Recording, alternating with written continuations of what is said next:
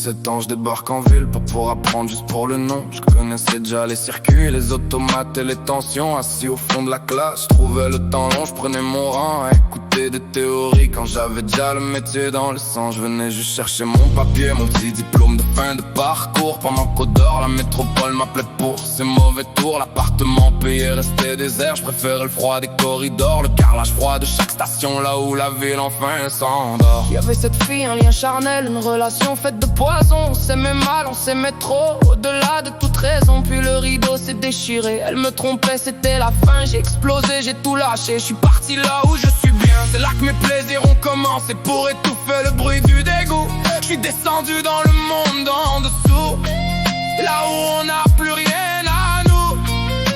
Dormir dans le métro sur les bancs, ou dans le wagon en mouvement.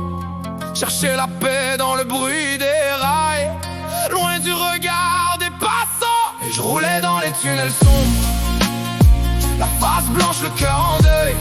Cheveux longs noirs maquillés en mort. Je marchais tout seul, un fantôme dans les stations, perdu entre deux dimensions, à chercher dans les paradis artificiels une rémission.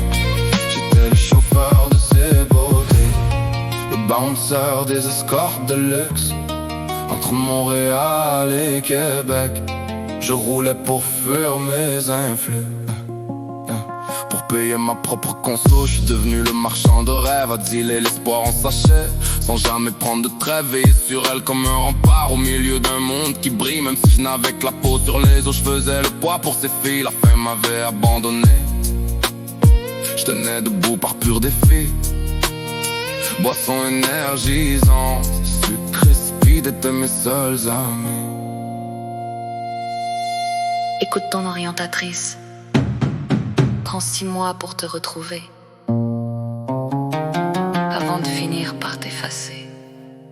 À 18 ans, j'ai croisé l'ange. Elle était pure, elle était belle. Elle voyait un superbe univers, une vie de famille éternelle. Elle a quitté son homme pour moi, elle voulait un avenir durable. Mais j'ai eu peur de son bonheur, je me sentais trop instable. Je l'ai repoussé avec violence, j'ai piétiné tous ses espoirs. Le remords est venu m'habiter, plus noir encore que mon miroir. J'ai détruit ses rêves les plus grands, je l'ai laissé seul avec sa peine. Pour retourner me perdre encore dans mes circuits et mes chaînes. Sorti dans les bars avec mon frère, les cocktails ont changé de goût. Basson énergisante, oui, d'ecstasy speed. Je voulais juste me remplir de tout.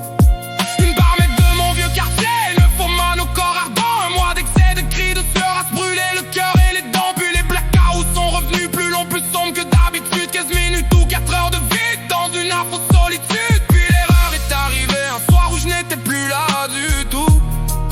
Elle est partie pour de bon, me laissant seul au bord de la route. Et je roulais dans les tunnels sombres, la face blanche, le cœur en deuil.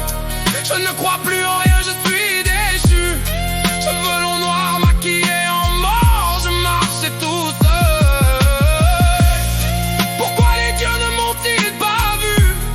Un fantôme dans les stations, perdu entre deux dimensions. Pourquoi m'ont-ils déçu? À chercher dans les paradis artificiels une rémission.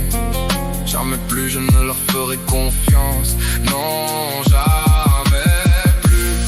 J'étais le chauffeur de ces beautés, le bouncer des escortes de luxe. Entre Montréal et Québec, je roulais pour fuir mes influx.